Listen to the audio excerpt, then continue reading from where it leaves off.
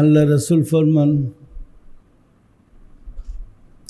আশ-শরিয়তু আকওয়ালি ওয়াত তারিকাতু আফআলি ওয়াল হাকিকাতু আহওয়ালি ওয়াল মারিফাতু আসরারি।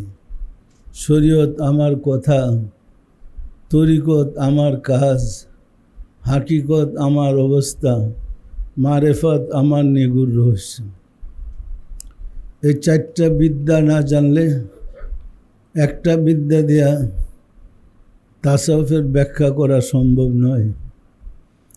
যিনি চারটা বিদ্যায় বিদ্বান কেবল তিনিই পারে ধর্মের ব্যাখ্যা করতে।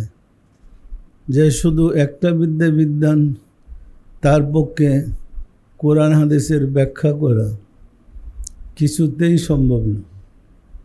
পরিষ্কার, কোরআন তো আল্লাহর বাণী। আল্লাহর বাণীর ব্যাখ্যা আল্লাহকে না চিনে, না জেনে, আল্লাহর ভাষা না বুঝে কি ব্যাখ্যা দেবে? আরবি ভাষা শিখে কি আল্লাহর বাণীর ব্যাখ্যা দিতে পারবে? সম্মানিত আশেকে রাসূলেরা, সুতরাং আল্লাহর বাণীর ব্যাখ্যা বুঝতে হলে আল্লাহকে চিনতে হবে, আল্লাহর পরিচয় জানতে হবে, তারপরে ব্যাখ্যা করতে হবে। পরিষ্কার। সম্মানিত আশেকে রাসূলেরা, বাংলা ভাষায় একটা কথা আছে, ভালোবাসা। বাংলাতে বানানটা একরকম ভালোবাসা। ভালোবাসা, মেয়ের প্রতি ভালোবাসার একরকম অর্থ, মায়ের প্রতি ভালোবাসার আরেক রকম অর্থ, বিবির প্রতি ভালোবাসার আরেক রকম অর্থ, কিন্তু বানান একই। যে ব্যক্তি মা, বিবি, মেয়ের পার্থক্য জানে না, পার্থক্য করতে পারে না, সে যদি তিনোটা ভালোবাসার এক অর্থ করে, একটা গরু ছাড়া কিছু না।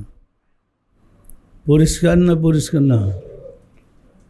সুতরাং কোরআনের কিছু বাণী আছে যেটা রাসূলের শানে ব্যবহার হয়েছে, মুমিনদের শানে ব্যবহার হয়েছে, মানুষের শানে ব্যবহার হয়েছে। সেটার ব্যক্তির পার্থক্য না জানলে সে কোরআনের ব্যাখ্যা ওই রকমই করবে। পরিষ্কার।